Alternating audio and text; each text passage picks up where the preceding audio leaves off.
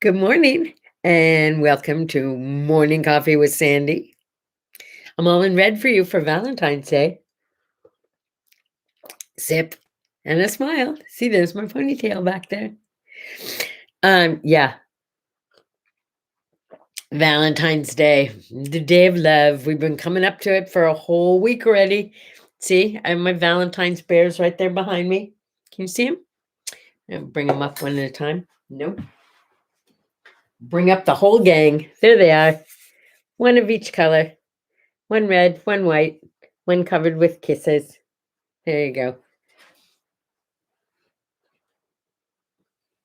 So today is kind of a weird day for a lot of people.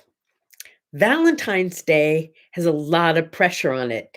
I mean, in some parts of the world, it's also Promise Day, Pop the Question Day. In other parts of the world, it's Call It Single Day. Celebrate being single day. Yeah, it's Quirky Alone Day. It's also Condom Awareness Day. I wonder if that's a coincidence. Yeah. I think we've talked about condoms almost enough, haven't we? Okay. Don't celebrate without latex. Remember, we talked about that. That was from the balloon biz. Anyway, happy Valentine's Day. Yeah. I was going to share some stories about Valentine's Day at Balloon Affair, my old company. My best bud, Fred was like 40 years older than me, but my best friend, right? Fred used to put up a sign every Valentine's Day. He'd put one in the front of the store and one in the back of the store that said, "We're not selling plasma." Seriously, people would come in with balloon emergencies and it would crack us up. Or they'd come in we'd stay open until like 9 or 10 o'clock on Valentine's Day because we were so busy. Oh, well, hello, Bailey. Were you late? Bailey was late. It's okay, though, right? He's already been in twice to check and see if we'd started. Good morning. Let's see if we can get Bailey there. There's Bailey. Good morning, Bailey. Smile. Yeah, smile for everybody. Okay. Or clean yourself, whatever works. Anyway, we'd stay open till like 10 o'clock at night. But people would come in like at 5 to 10 and say, "I forgot it was Valentine's Day. Can you Zoom over and deliver?" But no, we can't. We've been working for 3 days straight. And yeah, and then the orders the day after Valentine's Day for all the people who forgot or who were in the doghouse because all they did was say Happy Valentine's Day. Those people were in big trouble. Yeah. Good morning, JB. JB can tell you some Valentine's Day stories too. We got a slew of them. Yeah, we do. One of our favorite slogans on Valentine's Day was "Celebrate Valentine's Day with a heart on." Heart on. That's heart on. Yeah, that was a good one. A lot of people like that one. If you have any more good Valentine's Day slogans, just pop them up on the side there and I'll periodically check and see what's going on. So it was also today, but it is Ferris wheel day. Ferris wheel. It turns out that the guy who invented the Ferris wheel, you're going to love this, I think. I did. His name is George Washington. Wait a minute, I forgot his middle name. Oh, yeah. George Washington Gale Ferris Jr. You know what that means? That means two people were named George Washington Gale Ferris. Anyway, George Washington, or G.W. Gale Ferris, as I call him, invented the Ferris wheel, and we celebrate him today. If you have a Ferris wheel near you, go on it. Did you ever get stuck at the top of a Ferris wheel? Well, I did. It was pretty scary. It felt like you're never going to get to come down. What's that say? And he was, okay, so Sean Ben, gotta tell you, I was talking to Indy, my sweetheart, yesterday, and we were recounting what happened yesterday on the show, and we were talking about my agent and you, and he said, and what was his real name? Oh, Benjamin, right. And I said, yeah, but when I knew him, he wasn't any of those things. He was John Ben. So we just called him JB. And Indy looks at me and says, oh, Ben for Benjamin. And I went like this. Duh. Never, ever got it. I knew what your real name was. I never got that Ben was Ben. Forget it. You get the idea. Yeah, it was an aha moment for me. Good morning, Henry. Oh, you can hear but not see? That's too bad because today's special for you guys. Maybe I'll post a picture. I wore red and I put my hair up in a ponytail popping out of the back of my hat. And it's just bouncy, bouncy, bouncy. You'll just have to trust me on that then. It's, here's another coincidence for you. It's Condom Awareness and Library Lovers Day, both on the same day. And Book Giving Day. Safe books, I would imagine. I don't know. The whole thing sounds a little weird to me, but maybe you can figure it out. Today in 1929 was the St. Valentine's Day Massacre. That was Al Capone and Bugsy Moran's people, and they just lined them up, shot them down with their Tommy guns, and yeah, it happened on Valentine's Day. It's you know, I'm like really into Chicago's old time bad guys, right? To the who's who in American criminals. My Uncle Benny was a bootlegger back in those days. And I know I've shared this story with you, but it was like on the front page of like the Chicago Tribune or something. I saw the pictures. Uncle Benny was walking down the street one day and a big black touring car pulled up and a big Tommy gun came out, a machine gun, and Uncle Benny was laying dead on the street.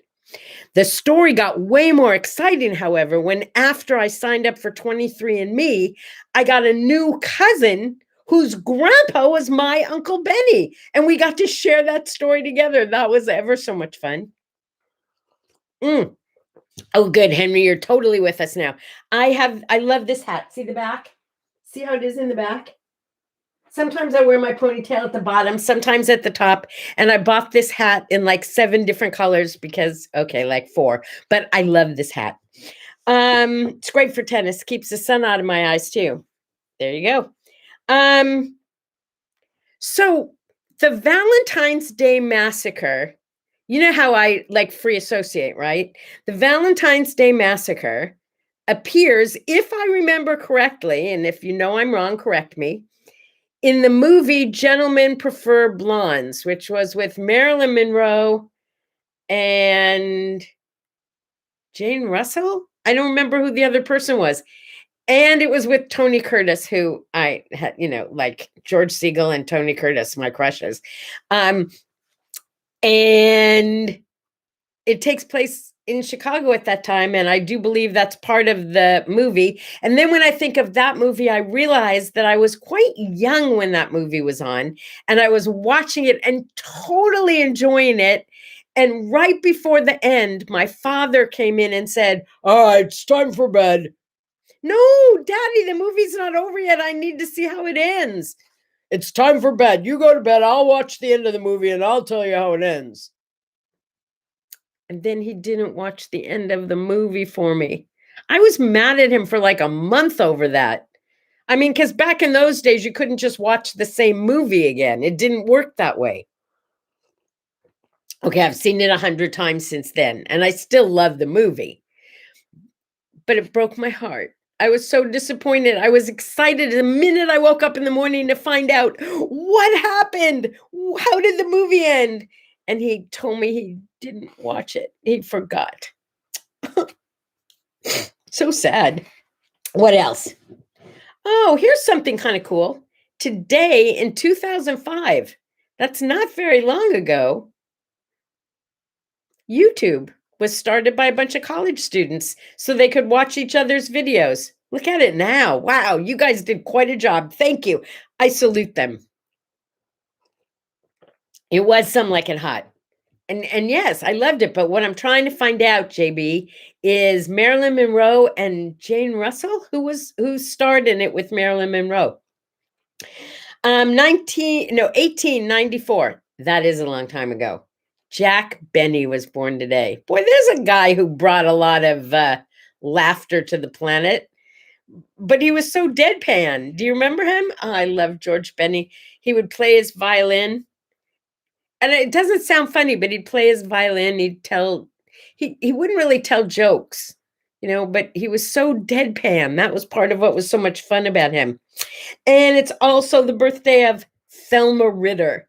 Who doesn't love Thelma Ritter? I think we talked about her the other day because I really like her, and it must have been the anniversary of her death or something.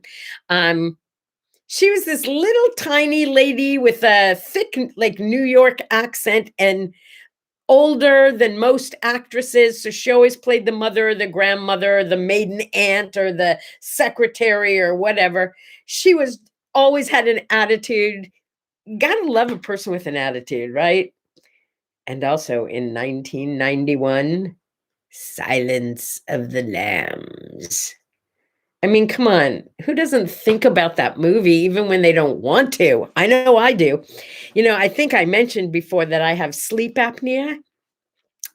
And that thing they give you to breathe by, the CPAP machine, a long story, but the CPAP machine gave me opioid apnea, which is when your brain gets shut down at night because it thinks something's breathing for you, so it stops breathing.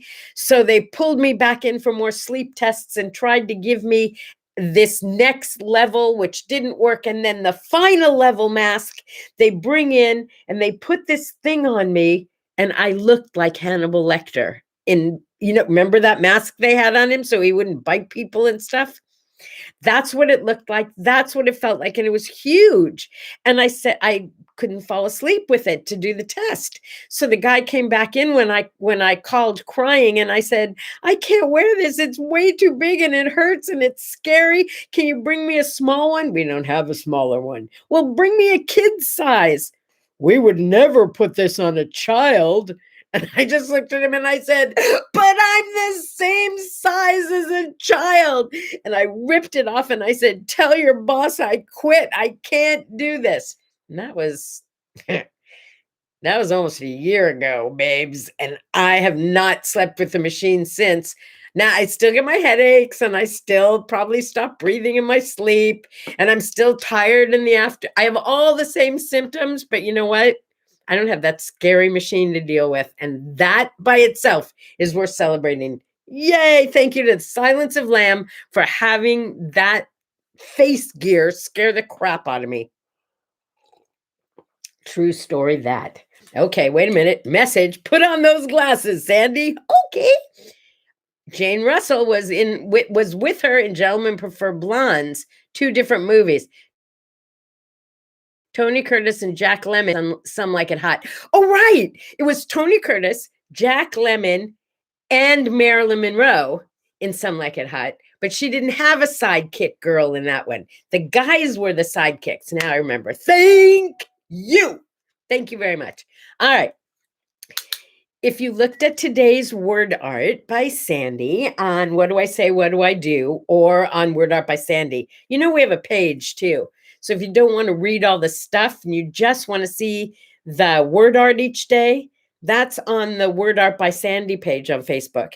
If you want to read all the comments and make comments yourself and see other people's ideas, then you go to What Do I Say, What Do I Do? Anyway, today, little Valentine's gift for you.